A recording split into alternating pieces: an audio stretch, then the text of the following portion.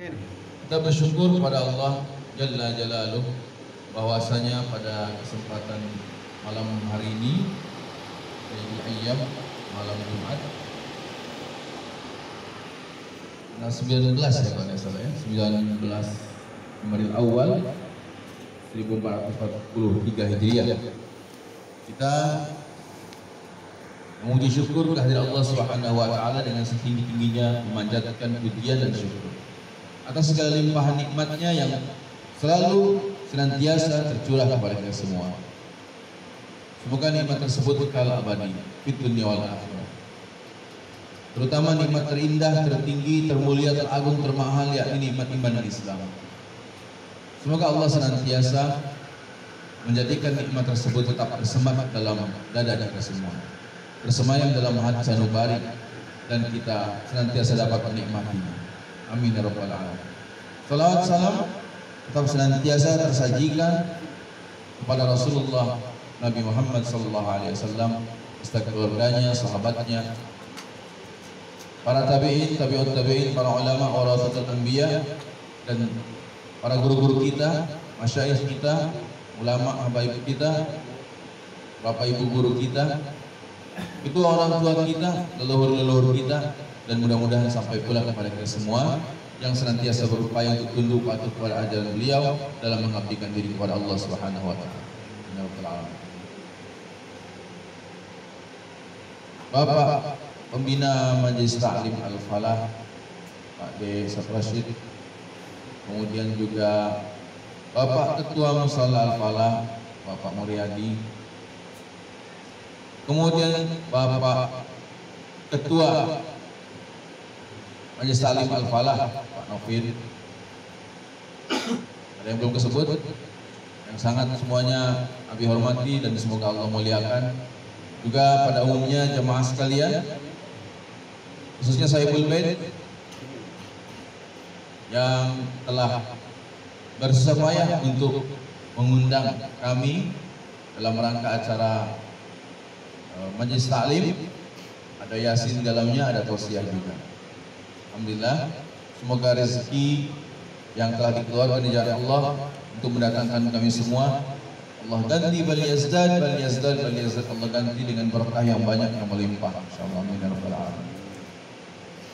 Sebenarnya rezeki ini tidak perlu banyak, yang penting berkahlah jadi. Kenapa? Karena kalau rezeki banyak secara hitungan belum tentu cukup. Tapi kalau rezekinya berkah mesti cukup. Walaupun sedikit mungkin secara hitungan, tapi ternyata cukup. Itu namanya berkah.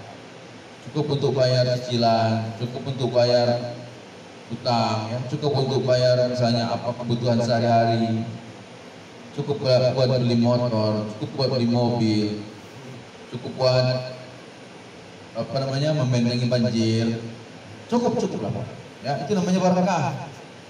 Cukup buat berobat misalnya, ya itu namanya berkah. Karena belum tentu orang yang banyak uang, yang segala macam ada, kalau kata bahasa Sunda pedalangan mah bruk di juruk rok di pantong malah di tengah gimah sejabrik di bibir sejambang nokol. Mesti nggak ngerti kan?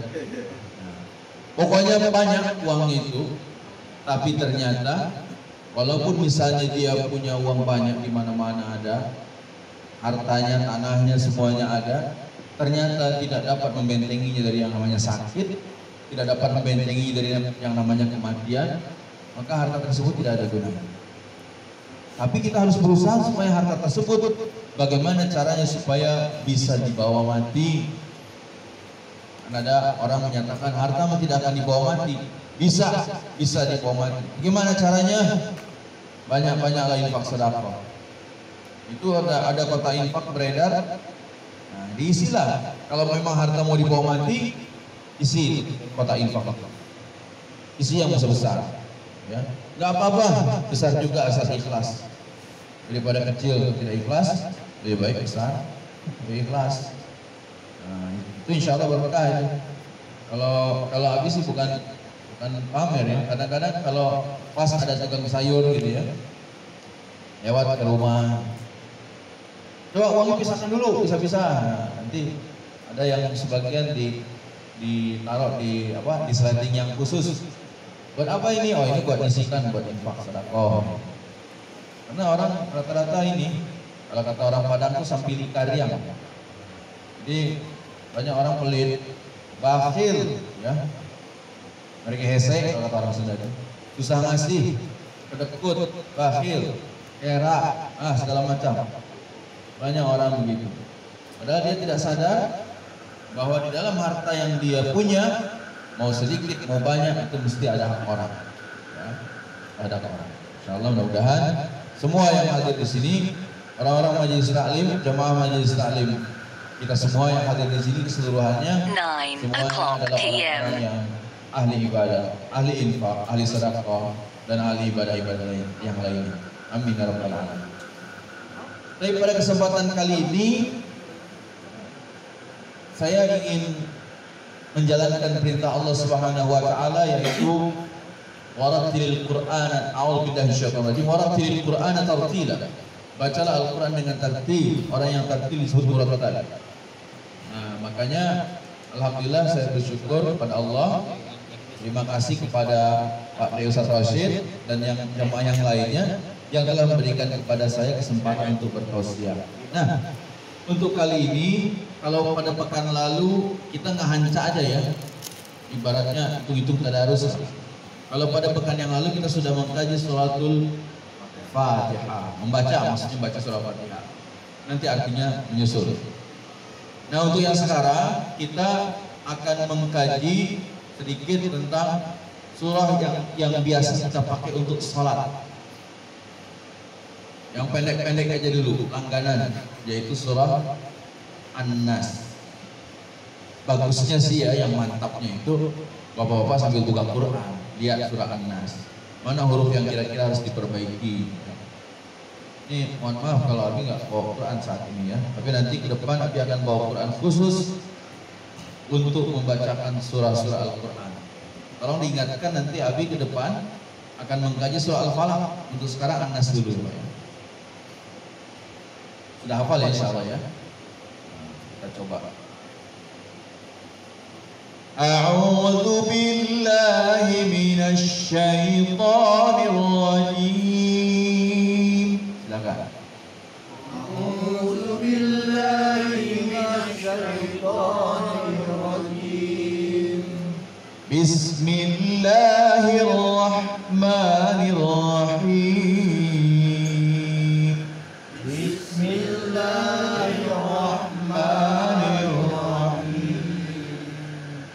Waktu dengan Pak D. Rashid ketika malam terjebak hujan di musola ya, sempat buka channel YouTube. Nah, ternyata ada anak ini ya, dia ketawa. Ada orang mengetes dia tapi ternyata kepanjangan, ternyata terlalu panjang nih. Nah, sekarang kita coba untuk tepat ya, sekali lagi. Bismillahirrahmanirrahim. Silakan. Bismillahirrahmanirrahim. Jadi kalau dua aja khusus. Lahir manir. Nah, dua ya. Dua harakat itu alif. Kalau bahasa tajwidnya itu mad tabi. Selanjutnya, Qul a'udzu birabbin nas. Qul a'udzu birabbin nas. Sama ya. Au-nya itu panjang dua harakat. Lahir manir a'udzu. Qul a'udzu birabbin nas. 1, 2, 3. Qul a'udzu birabbin nas. Ini kalau lihat Quran mesti ketahuan. Ada a, ada u. Ada a, ada u. Kalau a itu hamzah alal alif, hurufnya Abi tidak bisa terangkan karena beda aliran kita masalah huruf ya. A'u, ada a hamzah alal alif, ada u itu ain. Ya, ada a, ada u. Jadi harus beda, jangan au, jangan sama. Jangan hidung yang main.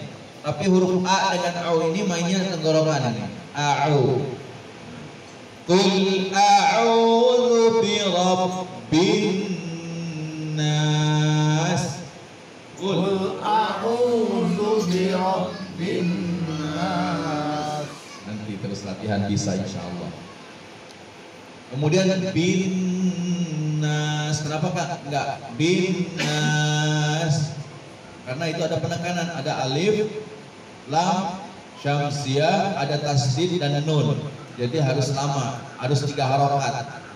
Jangan 2. Jangan bin nas, tapi bin nas. Diulang sekali lagi. 1, 2, 3. Qul A'udzu bi rabbin nas. malikin nas. Malikin nas. Jadi kalau di Quran secara umum itu ma-nya pendek saja, ada fathah, di situ ada mim, ada fathah. Malikin nas, Malikin nas. ilahin nas. Ilahin nas. Nah, ini perhatikan ya. Ini ada ikhfa di sini. Min syarril waswasil khannas. Min syarril waswasil khannas. Di antara min dengan khan itu sama lamanya 3 harokat, yang lain 2. Sekali lagi perhatikan.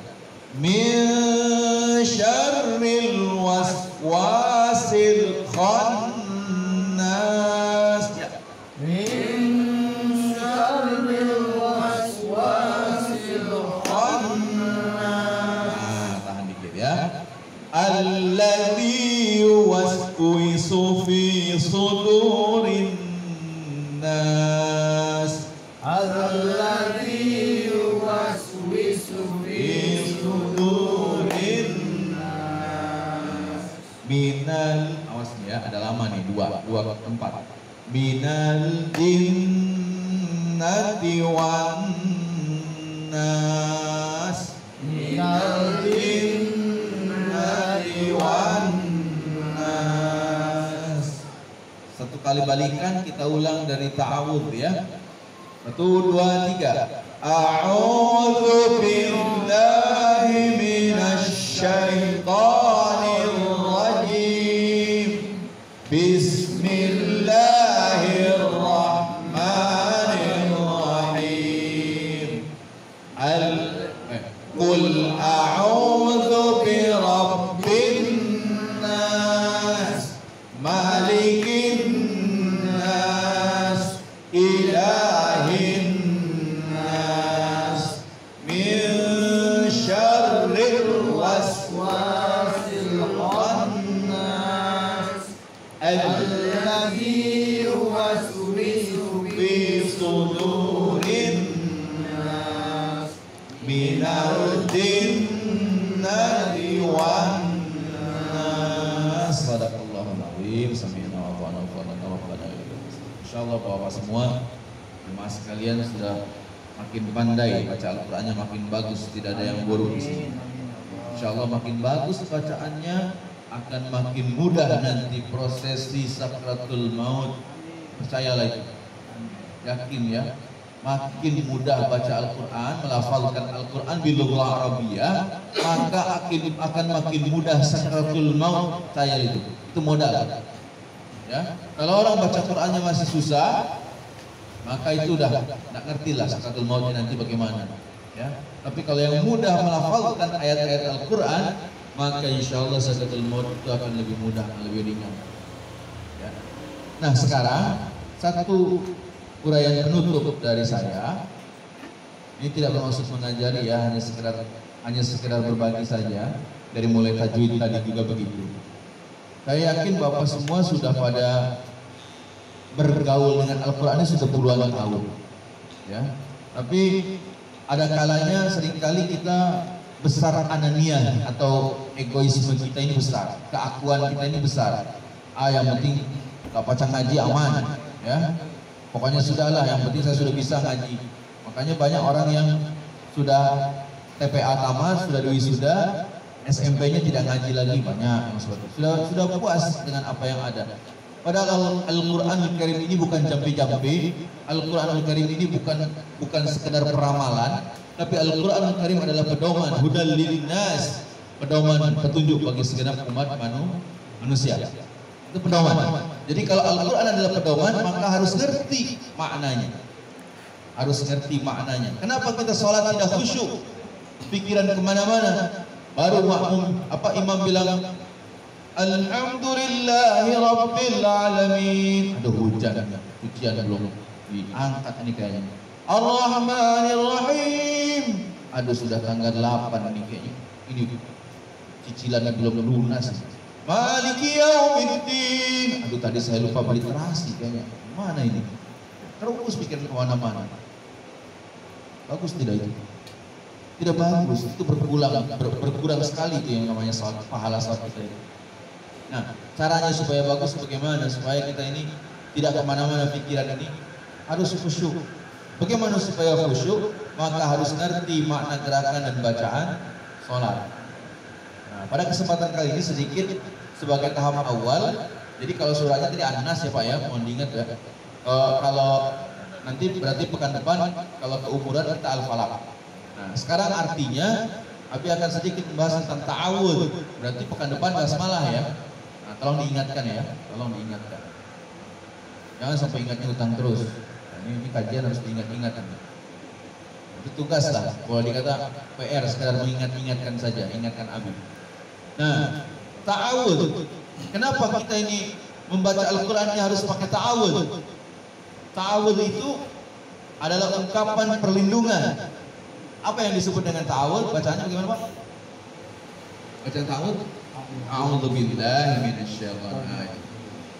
A'udzu, aku berlindung billahi kepada Allah minasyaitani, dari godaan syaitan ar-rajim yang terkutuk. Kenapa kita harus berlindung kepada Allah? Kita perlu pahami bahwa syaitan sebelum segenap alam semesta diciptakan, iblis atau dulu namanya Azazil itu lebih dulu diciptakan dengan malaikat segala macamnya, lebih dulu daripada manusia.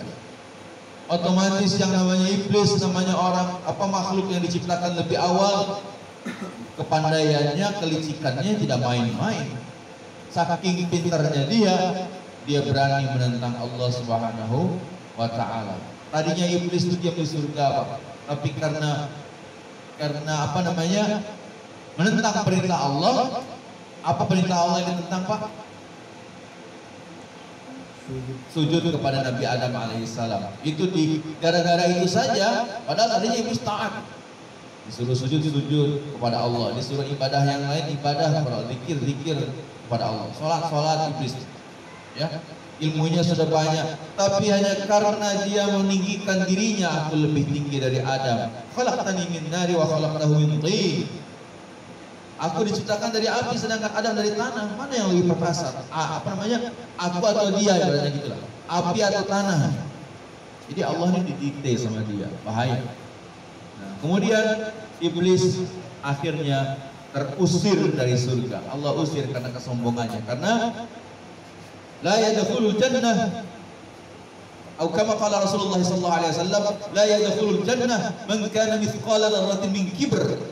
Tidak boleh, tidak akan berkenan, tidak diperkenankan masuk surga ketika ada dalam hatinya sekecil biji sawi, sekecil apapun lah gitu ya, sekecil kuman apalah gitu, pokoknya sedikit sekali ada kesombongan, itu tidak masuk surga. Na'udzubillahi min dzalik. Nah, maka iblis tidak boleh diam di surga. Iblis terusir dari surga.